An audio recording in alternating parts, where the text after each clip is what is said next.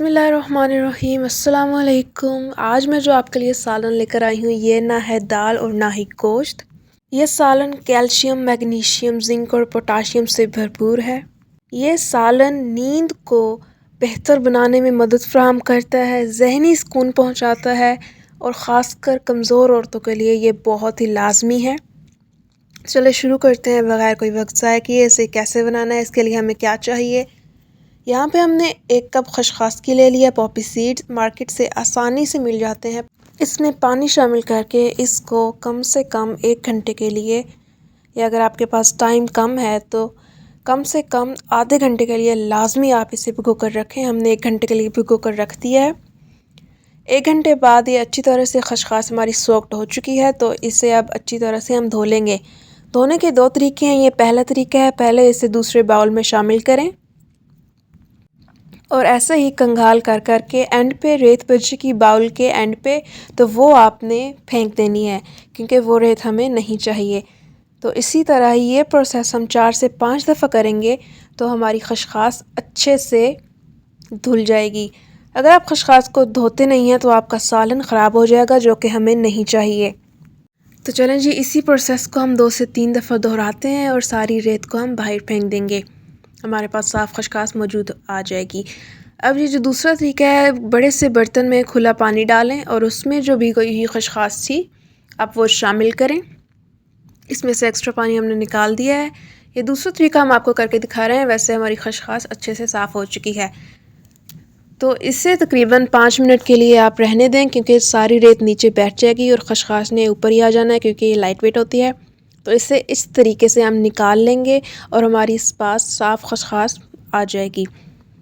तो आप 2 तरीके हैं या आपके पास कोई अपना तरीका है खसखस साफ़ करने का, तो जैसे आपका दिल करे आप इसे साफ़ लाजमी करें क्योंकि ये बहुत ही इंपॉर्टेंट स्टेप है। हमें अपने सालन में रेत बिल्कुल भी नहीं चाहिए।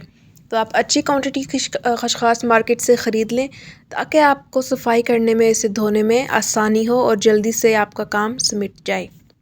अब जनाब ये खसखस आपने करना क्या है, इसे अच्छे से ब्लेंड कर लेना है ब्लेंडर जग में। अगर वो नहीं है तो सिलबट्टे पे आप पीस लें हाथ से।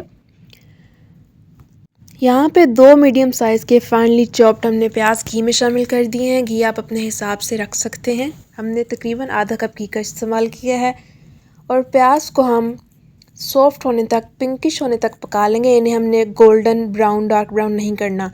1 टीस्पून अदरक लहसुन के पेस्ट की हम इसमें शामिल करेंगे और इसे कुछ सेकंड्स के लिए भून लेंगे ताकि इसकी रॉ स्मेल ख़त्म हो जाए। आप यहाँ पे देख सकते हैं प्याज हमारे हल्के से सॉफ्ट हुए हैं, ब्राउन या गोल्डन ब्राउन नहीं हुए। अब इसमें डाल देंगे 2 मीडियम साइज़ के टमाटर छोटे छोटे कटे हुए और टमाटरों को अब हम सॉफ्ट होने तक पका लेंगे। खसखस में कैल्शियम बहुत ही ज़्यादा मिकदार में होता है जो कि हड्डियों के लिए बहुत ही लाजमी है और बहुत ही मुफीद है।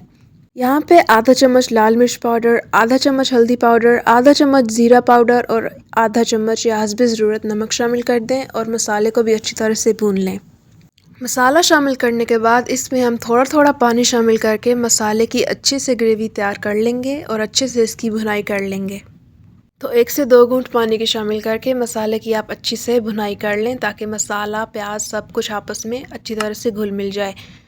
इसी दौरान वीडियो पसंद आ रही हो तो वीडियो को लाइक करें, चैनल को लाजमी सब्सक्राइब कर दें और बेल आइकन के बटन को प्रेस कर दें ताकि आपको ऐसी बहुत ही मुफीद रेसिपीज़ हमारे चैनल से मिलती रहें।